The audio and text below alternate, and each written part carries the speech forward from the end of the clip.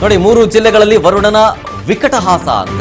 ಯಾಕೆಂದ್ರೆ ವಿಪರೀತವಾಗಿ ಬರ್ತಾ ಇದೆ. ಬಾಗಲಕೋಟೆ, ಕಲಬುರಗಿ ಅಲ್ಲಿ ಜಾನುವಾರುಗಳು ಸಾವನ್ನಪ್ಪಿದೆ. ಚಿತ್ರದುರ್ಗದಲ್ಲಿ ನಗರಸಭೆ ನಿರ್ಲಕ್ಷ್ಯಕ್ಕೆ ಹಿಡಿದಂತಹ ಕೈಗನ್ನಡಿ. ನಾನು ಹೇಳಲಿಲ್ವಾಗಲೇ, ಹೆಂಡತಿ ಮಗು ಸಮೇತ ಮಳೆ ನೀರಲ್ಲಿ ಬೈಕ್ ಸವಾರ ಬಿದ್ದಿದ್ದಾನೆ. ಬಾಗಲಕೋಟೆಯ ತುಳಸಿಗೇರಿಯಲ್ಲಿ ರಣ ಮಳೆಯ ದುರಂತ ಇದು. ಮರದ ಕೆಳಗೆ ಕಟ್ಟಿದಂತಹ 2 ಎಮ್ಮೆಗಳು ಸಿಡಿಲಿಗೆ ಬಲಿಯಾಗಿದೆ. ಕಲಬುರಗಿಯ ವಜೀರಗಾಂವ್ನಲ್ಲೂ ಕೂಡ ಆಕಾಶದ ಆಘಾತ ತಂದಿರೋದು. ಅಕಾಲಿಕ ಮಳೆಯ ಸಿಡಿಲು ಬಡಿದು 6 ಕುರಿಗಳು ಸಾವನ್ನಪ್ಪಿದ್ದಾವೆ. ನೆಲಕ್ಕೆ ಬಿದ್ದಿದೆ ಒಂದಿಡೀ ಸಂಸಾರ. ಕರುಣಾಜನಕ ದೃಶ್ಯ ವೈರಲ್ ಆಗ್ತಾ ಇದೆ. ಚಿತ್ರದುರ್ಗ ನಗರಸಭೆ ವಿರುದ್ಧ ಸಾರ್ವಜನಿಕರು ಆಕ್ರೋಶವನ್ನು ಹೊರಹಾಕ್ತಾ ಇದ್ದಾರೆ. ನಾನು ಹೇಳಿಲ್ವಾ ಈಗಷ್ಟೇ, ಜನಪ್ರತಿನಿಧಿಗಳಾಗಲಿ ಅಥವಾ ಅಧಿಕಾರಿಗಳಾಗಲಿ ಯಾರೂ ಬರೋದಿಲ್ಲ.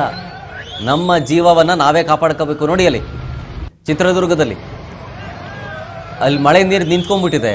ರೋಡು ಸರಿ ಇಲ್ಲ. ಕಿತ್ತೋಗಿರೋ ರೋಡಲ್ಲಿ ಓಡಿಸ್ಬೇಕಾದ್ರೆ ಮಳೆ ನಿಂತ್ಕೊಂಡಿದ್ದಾಗ ಪಾಪ ಫ್ಯಾಮಿಲಿಂಗ್ ಕರ್ಕೊಂಡು ಆದಷ್ಟು ಬೇಗನಾದರೂ ಮನೆಗೆ ಹೋಗೋಣ, ಮಳೆ ಜಾಸ್ತಿ ಆಯಿತು ಅಂದರೆ ಸಿಕ್ಕಾಕೊಂಡ್ಬಿಡ್ತೀವಿ ಅಂತೇಳಿ ಹೋಗ್ತಾ ಇದ್ದ ಸಂದರ್ಭದಲ್ಲಿ ಸ್ಕಿಡ್ ಆಗಿ ಬಿದ್ದಿದ್ದಾರೆ ಅವರು. ಮತ್ತೆ ನೋಡಿ, ಅಲ್ಲಿ ಒಂದು ಮಗು ಇತ್ತು ಜೊತೆಲಿ, ಅಲ್ಲಿ ಮಗು ಇದೆ ಜೊತೆಲಿ, 4 ಜನನೂ ಬಿದ್ದಿದ್ದಾರೆ. ಒಂದು ಇಡೀ ಫ್ಯಾಮಿಲಿ ಬಿದ್ದಿದೆ. ಸದ್ಯ ಯಾವುದೇ ರೀತಿಯ ದೊಡ್ಡ ಪೆಟ್ಟು ಮಾತ್ರ ಬಿದ್ದಿರಂಗೆ ಕಾಣಿಸ್ತಿಲ್ಲ. ಅಲ್ಲಿ ನೀರು ತುಂಬಿಕೊಂಡಿದ್ದರಿಂದ ಯಾವುದೇ ರೀತಿಯಾದಂತಹ ನೋವುಗಳಲ್ಲಿ ಕಂಡು ಬರ್ತಾ ಇಲ್ಲ. ದೊಡ್ಡ ಮಟ್ಟಕ್ಕೆ ನೋವು ಕಂಡು ಬರ್ತಿಲ್ಲ. ಇದು ಒಂದು ಕಡೆ. ಆದರೆ ಮತ್ತೊಂದು ಕಡೆ ನೋಡಿ, ವಿಪರೀತವಾದಂಥ ಮಳೆಗೆ ಗೋಡೆ ಎಲ್ಲ ಕಿಸ್ತೋಗಿದೆ. ಮೇಲ್ಛಾವಣಿ ಎಲ್ಲ ಕುಸಿದು ಬಿದ್ದೋಗಿದೆ. ಜೊತೆಗೆ ಮರಕ್ಕೆ ಕಟ್ಟಿದಂಥ 2 ಎಮ್ಮೆ, ಆಮೇಲೆ ಗೋಡನಲ್ಲಿದ್ದಂಥ ಕುರಿಗಳು ಸಾವನ್ನಪ್ಪಿದ್ದಾವೆ. ವಿಪರೀತ ಮಳೆಗೆ ಆದಂತಹ ಒಂದಷ್ಟು ದುರಂತಗಳಿವೆ. ಮೊಳಕಾಲ್ಮೂರು ಟೌನ್ ವ್ಯಾಪ್ತಿಯ ಎದ್ದಲಬೊಮ್ಮನಹಟ್ಟಿಯಲ್ಲಿ ರಾತ್ರಿ ದೊಡ್ಡ ಮಳೆ ಗುಡುಗು ಸಮೇತ ಇದಾಗಿ ಭಾಳ ಅನಾಹುತ ಆಗಿದ್ದಾವೆ. ಮತ್ತು ಒಂದು 40-50 ಮನೆ ಇರ್ತಕ್ಕಂಥ ಒಂದು ಹಳ್ಳಿ ಇದು.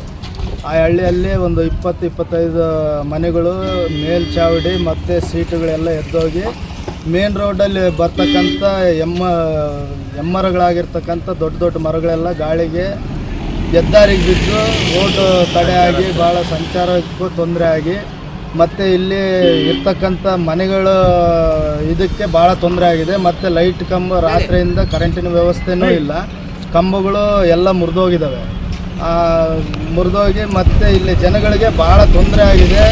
ಮತ್ತು ಪಟ್ಟಣ ಪಂಚಾಯತಿಯವರು ಸ್ವಲ್ಪ ನಾವು ರಾತ್ರಿಯಿಂದ ಅವ್ರಿಗೆ ಕಾಲ್ ಮಾಡಿದ್ದೀವಿ ಮತ್ತು ಎಲ್ಲ ಇದು ಮಾಡಿದ್ದೀವಿ. ಅವರು ಇಷ್ಟೊತ್ತಾದರೂ ಕೂಡ ರೆಸ್ಪಾನ್ಸ್ ಇದು ಮಾಡಿಲ್ಲ. ಹೇಳಿ ಇದು ಮಾಡೋಕ್ಕೆ ತಹಸೀಲ್ದಾರ್ ಸಾಹೇಬ್ರಿಗೆ ಕೂಡ ಫೋನ್ ಮಾಡಿದರೆ ಅವರು ರಜದಲ್ಲಿ ಹೋಗಿದ್ದೀವಿ, ಬೇರೆಯವರು ಹೊಸ್ದಾಗಿ ಬರ್ತೀವಿ ಅಂತ, ಇವತ್ತೇನೋ ಡ್ಯೂಟಿ ರಿಪೋರ್ಟ್ ಮಾಡ್ತೀವಿ ಅಂತ ಹೇಳ್ತಾ ಇದ್ದಾರೆ. ಫಾರೆಸ್ಟ್ನವ್ರ ಗಮನಕ್ಕೂ ತಂದಿದ್ದೀವಿ.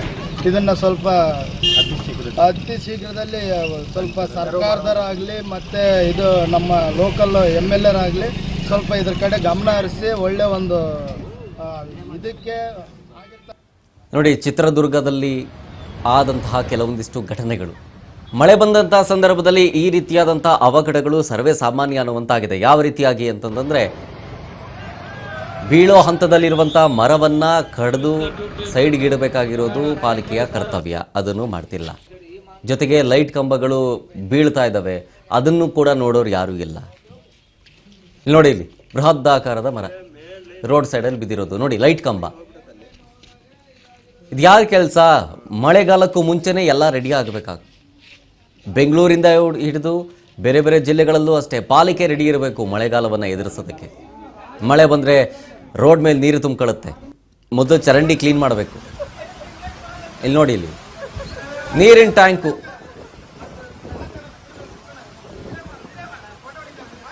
ರಸ್ತೆಯಲ್ಲಿ ತೇಲ್ಕೊಂಡು ಹೋಗ್ತಾ ಇದೆ.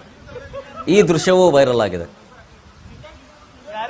ರೋಡ್ನಲ್ಲಿ ನೀರು ತುಂಬಿಕೊಂಡಿರೋದಕ್ಕೇ ಇದೆಲ್ಲ ಕಾರಣ. ರೋಡಲ್ಲಿ ನೀರು ತುಂಬಿಕೊಂಡಿದ್ದಕ್ಕೆ ಈ ವಾಟರ್ ಟ್ಯಾಂಕು ಖಾಲಿ ಇತ್ತು ಅಂತ ಕಾಣಿಸುತ್ತೆ. ಮನೆ ಮೇಲಿದ್ದಂಥ ಟ್ಯಾಂಕು ಈಗೆಲ್ಲ ಅದನ್ನು ಫಿಕ್ಸ್ ಕೂಡ ಮಾಡೋದಿಲ್ಲ, ಹಾಗೆ ಖಾಲಿ ಬಿಟ್ಟಿರ್ತಾರೆ. ಸೊ ಅದು ವಿಪರೀತವಾಗಿ ಗಾಳಿ ಬೀಸಿದ್ರಿಂದ ಅದು ಕೆಳಗೆ ಬಿದ್ದಿದೆ. ಹಾಗೇನೆ ಕೆಳಗಡೆ ನೆಲದ ಮೇಲೆ, ಅಂದರೆ ರೋಡ್ ಮೇಲೆ ನೀರು ತುಂಬಿಕೊಂಡಿದ್ದರಿಂದ ಅದು ತೇಲ್ಕೊಂಡು ಹೋಗ್ತಾ ಇದೆ.